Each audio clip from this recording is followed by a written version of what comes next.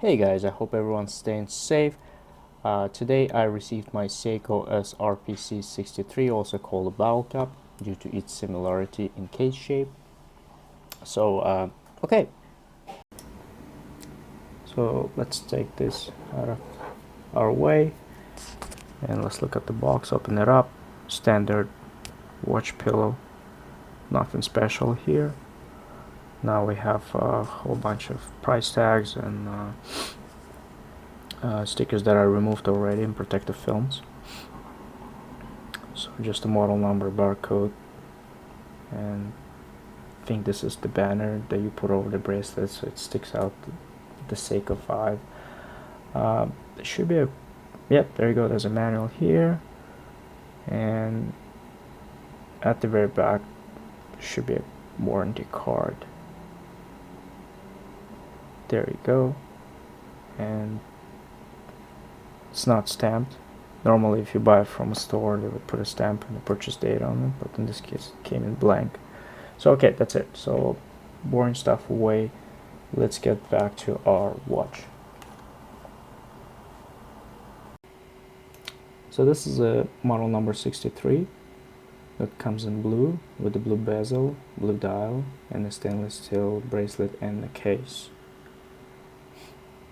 Very nice color, as you can see. The bezel is monodirectional, has very nice click to it, even though it clicks much smoother and quieter than, let's say, SKX007, the diver's watch.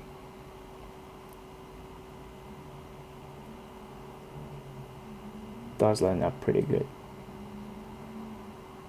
Very stiff. So it has a 4 o'clock crown as well.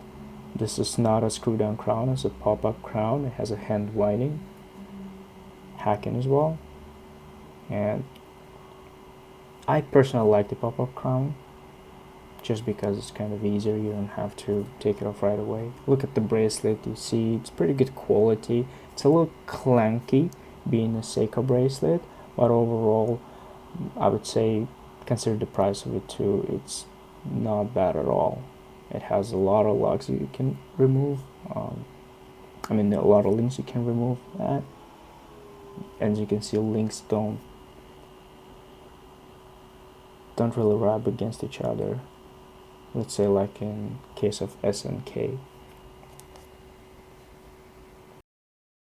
Overall I'm pretty happy and I like the very clean look of it, and I like the brushed stainless steel case. Very nice. So just for demo purposes, we're gonna remove the original bracelet and we're gonna put the latest strap on it from another watch. So just start by pushing the pin and then move your fingers and slide the bracelet out, and there you go, comes right out. Let's do another side. There you go. Like I said, the drill through lugs make all the difference. There you go. So you see, you can barely see the case behind the bezel because of the shape of the case. So it kind of looks oversized in terms of the bezel. Flip it over and then you see the nice clear back. You can see through. It's a nice glass there, and then 4R36 movement is exposed. Overall, I'm pretty happy with this watch. I like the design of it. I like the quirkiness of this watch. I like how short the lugs are and lug to lug size. One other thing is a little weird is the date and ink application. The fact that they're different colors is a little bit unusual. So while I'm putting the new strap on it, let me just show you what other models in the same lineup are. They're all different colors and I actually want to have them all. So we're gonna start with SRPC61. It has black dial and has a stainless steel bezel. Obviously the SRPC63, which we're looking at right now, with the blue dial and the blue bezel with metal bracelet as well. The next one is SRPC65 and it has a gunmetal bracelet and a bezel, green dial, stunning version that I also like. Number 4 is SRPC67 with the black dial, gunmetal bezel, gunmetal case, and a very nice 2-color leather native strap. And the last one is SRPC68 with the brown dial, gold bezel, and brown native strap. It's a 2-color strap. Looks beautiful too. And there you go. Now it's on my wrist. 45mm case.